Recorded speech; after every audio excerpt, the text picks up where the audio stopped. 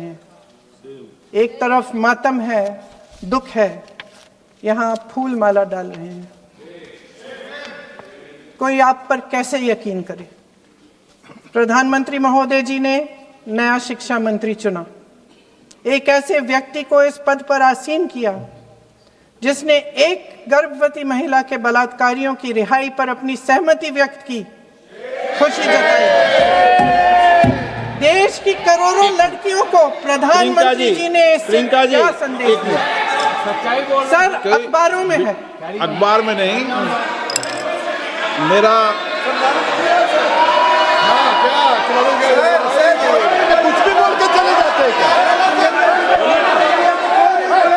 अरे ये तो कैसा क्या है इनके पास? ऐसा ही कोई आरोप लगा दीजिएगा। कोई नियम कानून नहीं है।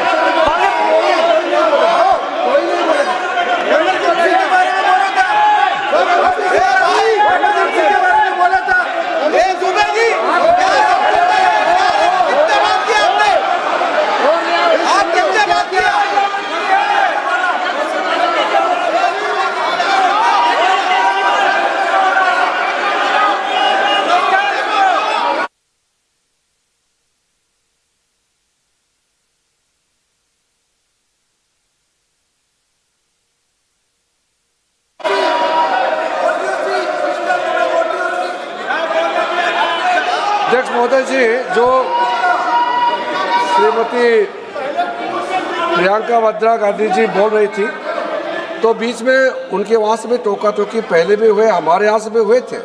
अभी हम लोग तो शांति से सुन रहे हैं, लेकिन जो अभी अभी हमारे वर्तमान नए शिक्षा मंत्री को जो उन्होंने टिप्पणी की, कैरेक्टर असैसिनेशन है एक तरीके से संसद में, और इस तरीके के भाषा हम उम्मीद नहीं करते हैं। मैं इसमें प्रहलाद जोशी जी ने भी खुद कहा है, एक तो उन्होंने प्रियंका जी ने जो गलत बात कही है रिकॉर्ड पे, उसको रिकॉर्ड से हटा दिया जाए। दूसरा इस तरह का भाषा का इस्तेमाल ना करें। आपने डिबेट से पहले आपने अपील किया कि संसद में डिबेट का स्तर को नहीं गिराने चाहिए। उनके पार्टी के वो सीनियर लीडर है, वो पहली बार चुन के आए हैं, मगर उनके पार्टी में सीनियर है। जिम्मेदारी के साथ बोलना चाहिए। अगर पूरा ऑथेंटिकेट नहीं कर सकते हैं तो मैं ये मानता हूं कि उनको क्षमा मांगना चाहिए सदन से।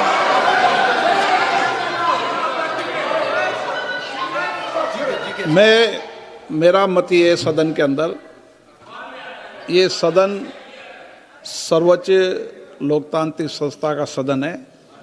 इसका एक एक शब्द हमेशा रिकॉर्ड में रहता है। मैं माननीय सदस्य से आग्रह करूंगा कि बिना तथ्यों के हमें इस तरीके के सदन के पटल पर बात नहीं होनी चाहिए।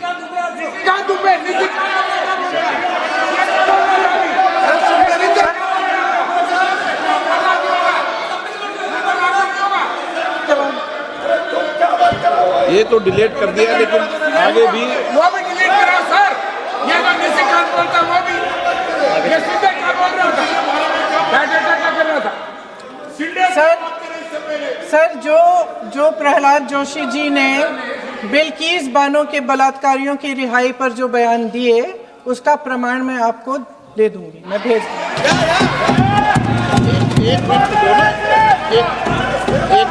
मैं ऑथेंटिकेट कर दूंगा।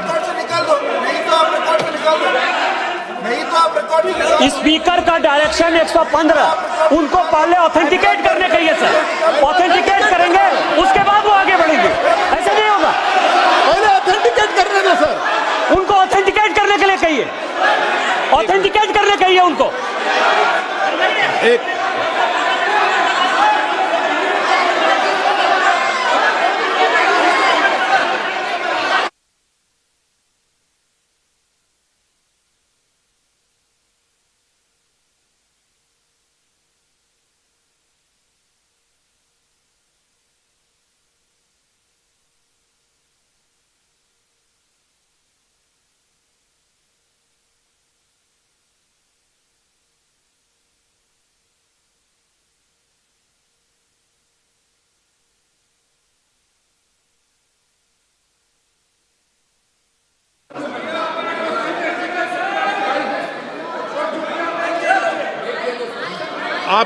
उनको बोलने दो, आप मत को डिस्टर्ब। मैं एक विषय बता दूं, एक मिनट बताऊं। नियम 353 के अंदर फिर मैं एक बार स्पष्ट कर दूं, किसी भी सदस्य द्वारा किसी भी व्यक्ति के विरुद्ध मानहानि या अभियोगात्मक प्रकृति का कोई आरोप नहीं लगाया जाएगा जब तक कि सदस्य ने अध्यक्ष और संबंधित मंत्री को पर्याप्त अग्रिम सूचना नहीं दे दी हो। यह व्यवस्था है।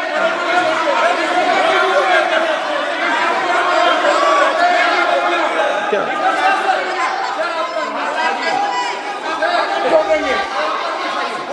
House, ma'am, the same house, Honorable Shrikant Bey told, still that is in the record about Indira Gandhi ji.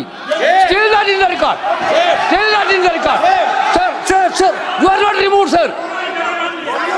बोलो, आप भी बोल लो। सर, केसी वेणुगोपाल जी ने जो नाम लिया है और मैं नेहरू जी के बारे में जो बात कहा है मैंने, सर, मैं उस पर कायम हूं और मैं किताब जो है ऑथेंटिकेट करने के लिए तैयार हूं। अय्याज थे नेहरू, अय्याज थे। मैं फिर दोबारा रिपीट कर रहा हूं, आई एम अगेन रिपीटिंग, यही फैक्ट है और वो किताब में ऑथेंटिकेट करके दे रहा हूं। I am authenticating that book.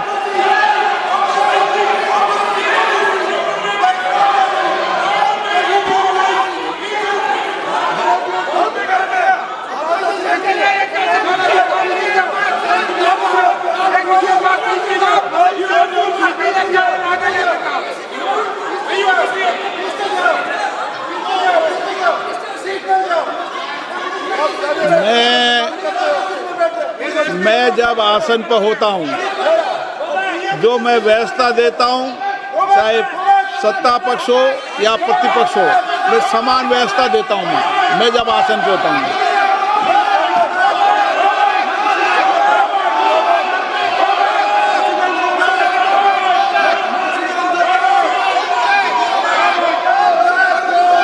Please बोलने दो, आप उनको बोलने दें, उनको बोलने दें। नो, अरे आप उनको नहीं बोलने देना चाहते? चलिए 114 प्लीज चाहिए। सर प्रियंका जी को ऑथेंटिकेट करना चाहिए और जो मिस इन्फॉर्मेशन कर रहे हैं, नहीं तो मिस इन्फॉर्मेशन के लिए कार्रवाई करना चाहिए सर। ये क्या कुछ भी बोल के चल सकते हैं क्या? और procedure for the minister the correcting the mistake 114 में अगर वो आपने जो रूल का जिक्र किया 353 में, मुझे कोई नोटिस नहीं दिया है, मैं इधर प्रेजेंट हूँ और मैंने ऐसे कैसे बिना ऑथेंटिकेशन बोल सकते हैं मुझे बिना नोटिस दिए हुए? इसलिए मैं इसको खंडन करता हूँ और उसको एक्सपेल करना चाहिए और उनको माफी मांगना चाहिए।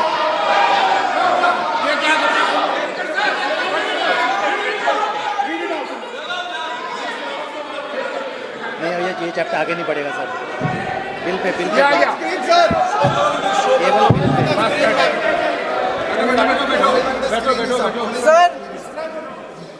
Sir here is a newspaper माननीय सदस्य,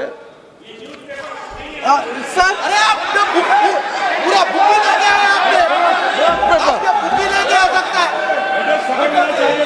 sir, written by a respected माननीय journalist, सदस्य, I will authenticate using this, sir. आप माननीय सदस्य प्लीज इसको छोड़ दें।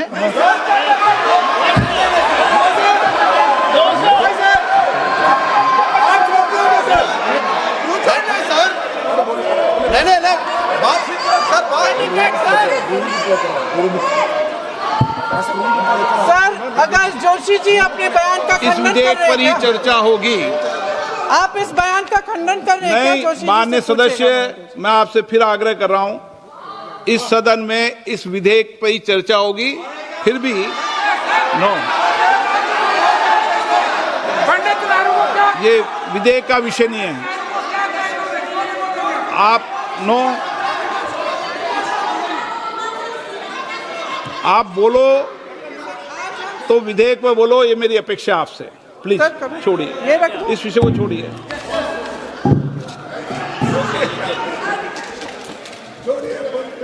आज हम सदन पटल पर एक ऐसे विधेयक में संशोधन पर डिबेट कर रहे हैं जो 2024 में पारित हो चुका था, और इसमें मुख्य संशोधन यही है कि पेपर लीक के अन्य अपराधों के लिए सजा बढ़ाई जाएगी। मगर जब से ये विधेयक पारित हुआ तब से अब तक इस सरकार ने एक भी अपराधी को सजा नहीं दी। आपने देखा है कि कल और परसों से फेस रिकॉग्निशन द्वारा प्रदर्शन करने वाले बच्चों के नाम और पते सार्वजनिक किए जा रहे हैं, मगर यही काम पेपर लीक करने वाले अपराधियों के लिए अभी तक नहीं किया गया। ना इस विधेयक में पेपर लीक रोकने के कोई ठोस कदम है। इससे देश के युवाओं का भरोसा कैसे बनेगा? अध्यक्ष महोदय, आदरणीय प्रधानमंत्री महोदय जी को आपके माध्यम से मैं कहना चाहती हूं कि शायद उन्हें अपने सलाहकार बदलने चाहिए। वे असलियत से एकदम टूट चुके हैं। नई कमेटियां बनाने से काम नहीं चलेगा। उनका अध्यक्ष चाहे कोई भी हो। राधा कृष्ण कमेटी भी व्यवस्था में सुधार लाने के लिए बनी थी। आज तक उसकी एक सिफारिश लागू नहीं हुई है, और इस नई कमेटी में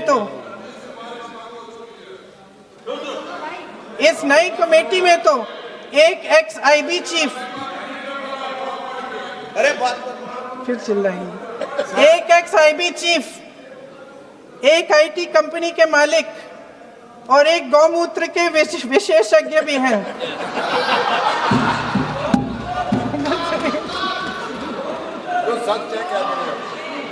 इन्हें शिक्षा के बारे में क्या पता जी? सर, सच है। आप आज मेरे से नाराज हो रहे हैं, पर मुस्कुरा लीजिए। वो आपने भी चुनाव लड़ा।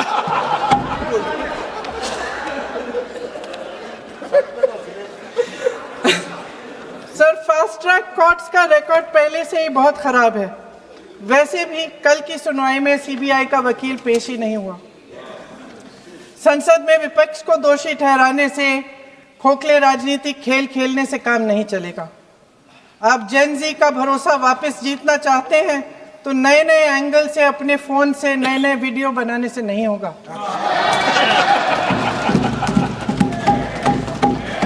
प्रधानमंत्री जी को कैमरे का एंगल नहीं, दिल का एंगल बदलना पड़ेगा। ये जेनरेशन जागरूक है, समझता है, झूठ पहचानने की उसकी अपार क्षमता है। इनका दिल और दिमाग जीतने के लिए आपको सच्चाई पर उतरना पड़ेगा। आपके शासन के चलते इस नौजवान पीढ़ी के साथ घोर अन्याय हुआ है, बर्बरता हुई है। इस सच्चाई को स्वीकार करिए। अपनी जिम्मेदारी से पीछे हटने से काम नहीं चलेगा। आदरणीय प्रधानमंत्री महोदय जी, आपको जिम्मेदारी लेनी पड़ेगी, ठोस कदम उठाने पड़ेंगे।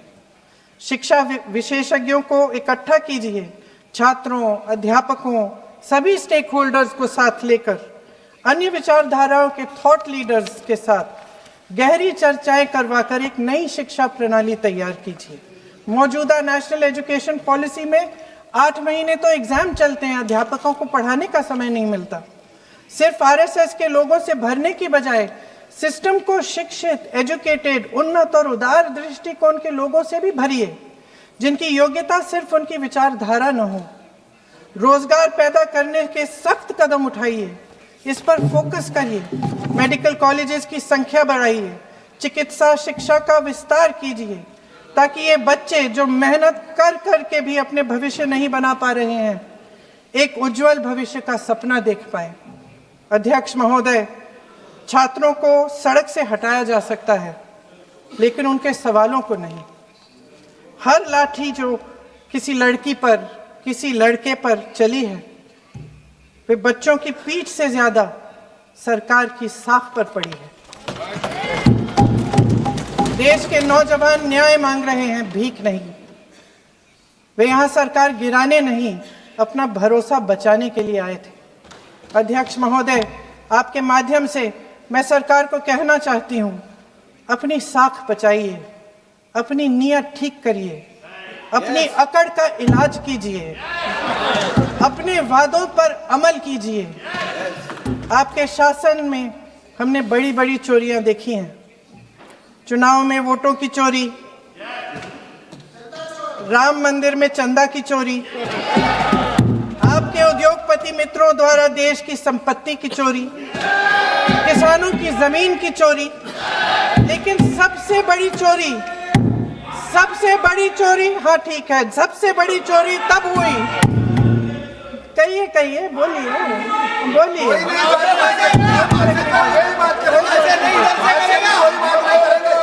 सुन लीजिए, शांति से सुन लीजिए, शांति से सुन लीजिए। आपको मौका मिलेगा, आप जितनी भी चोरियों की बात करना चाहते हैं आप कर लीजिए, अभी मेरा समय है। सबसे बड़ी चोरी तब हुई जब देश के नौजवानों के भविष्य, उनके सपने चुराए गए। भविष्य की चोरी, सपने की चोरी किसी भी चोरी से कहीं बड़ी होती है महोदय। अगर देश का युवा निराश हो जाए, अगर देश का युवा निराश हो गया, उसकी उम्मीद टूट गई, तो सबसे बड़ी हार भारत की हार होगी। और हम कांग्रेस और विपक्ष के लोग जान दे देंगे, मगर भारत की हार नहीं होने देंगे। जय हिंद। सर अब तो मुस्कुरा लीजिए, भाषण खत्म।